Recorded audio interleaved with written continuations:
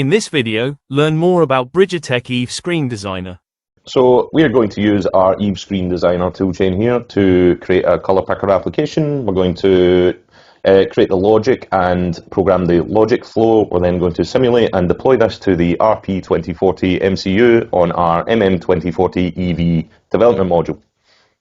So if we launch EVE Screen Designer, we're presented with the welcome window, and we can select Create to create project. Then we need to define which targets our project's for. As we're using the ME817 and DP0701-01A screen, we're going to generate a new target for this. So let's name our target. And then we want to select the EVE platform applicable. So the ME817 will give us BT817, WVGA for the screen resolution. The host platform, we're going to select FT42, which is a USB to SPI interface, and then the applicable flash and touch options. So then we can deselect the targets that are not required in our application. And then ensure that the ME817 target we've generated is selected. We can then browse to select a folder where we want to save a project and give it a name, such as Color Picker ESD. If we select Next, this will give us our configuration page, which allows us to select how many pages we want in our application, if we need any custom source or widget files, and then we can select Configure, as we only need one page for this application. This generates a base project for us, and you can see our EVE Screen Designer windows here. On the left-hand page, where the pages are, this is our emulated screen layout pages, and on the right-hand pane, main pane, is the logic flow.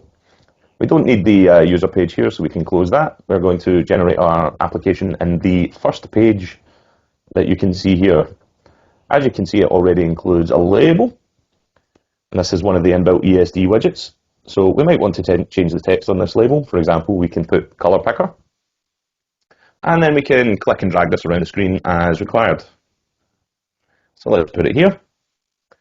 So the main component of our color picker is going to be a color wheel image, which we can add into our project by selecting File and Add, and then navigating to where our input image is. We've got a PNG here. And if we open this, this brings up the image converter utility. And there's a wide variety of settings we can use here based on color and size for our image, but we're going to select ARGB 1555 and convert the image. This then appears in the resources folder here, where the property window gives us some details about the image, such as its stored location and its size.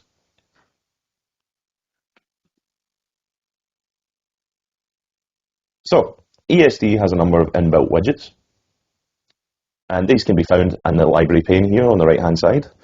And conveniently, there is a color picker widget. Now, this is quite a complex widget that is supported in the Screen Designer toolchain, and we can click and drag this and position it onto the screen. We can use the properties window to set this to the size of our input image, so 250 by 250, and then we can use this bitmap drop-down to select the image we want to use. As you can see, it's emulated on the screen here on the left-hand side. So we might want some more widgets in our application. For example, we could add in a slider, which can be used to control the alpha output from the color picker, i.e. its transparency. So we can position and resize this as required. And then in the properties pane for this widget, we can set the max value to 255, which is the max applicable 255 alpha value, and set the starting value to 255. For example, we can also change things like the theme of the widget, and we'll give it a nice blue color here. Okay, so we need an output for our color picker, and we can use something simple like a rectangle, and there's a rectangular widget in ESD. Again, we can click and drag and position this on the screen as required. So if we're happy with our layout for our application page here, we can then perform the logic component of the page. So you can see in the right-hand pane, we have our logic nodes. We have a rectangular widget, our slider widget, and our color picker widget, along with the label that's also on the screen, and a fixed position node. So perhaps we could take the value of the slider widget and feed this into the lightness value of the color picker.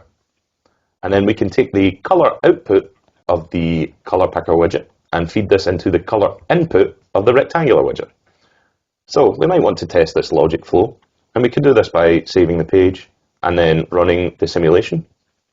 And then we can use our mouse to act as touch input, and you can see that the output of the color picker is represented in the rectangle here, and the slider widget acts accordingly by reducing the alpha of the output rectangular box. So if we're happy with our application, we might want to test this on our hardware, and we can do this with our USB to SPI interface provided by the FT42.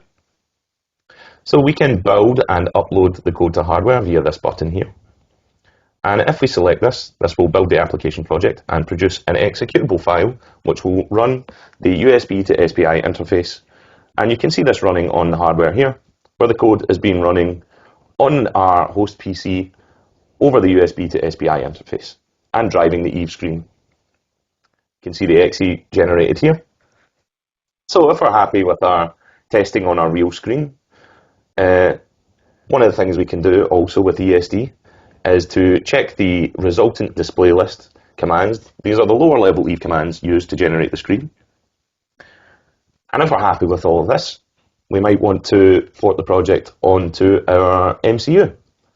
So one of the things we might want to do is rearrange where the files are on our MCU. So if we select our color picker image, we can move this from a file to program memory, and this will recompile the project. And then if we select the MM2040 EV as our host platform, this will compile the C code required to run the project on the MM2040 EV. We can follow the same steps then by using the build and upload hardware button. We press boot select on the Raspberry Pi Pico. This brings up the memory device associated to the RP2040. And then we press the build and upload hardware button. And this will generate a UF2 file which can be used to program the Raspberry Pi Pico on the MM2040 EV. The toolchain will copy this on automatically for you, or you can drag it on yourself. And here you can see that the application code is now running on our MM2040 EV development module. Elevate your user experience. It's easy with EVE.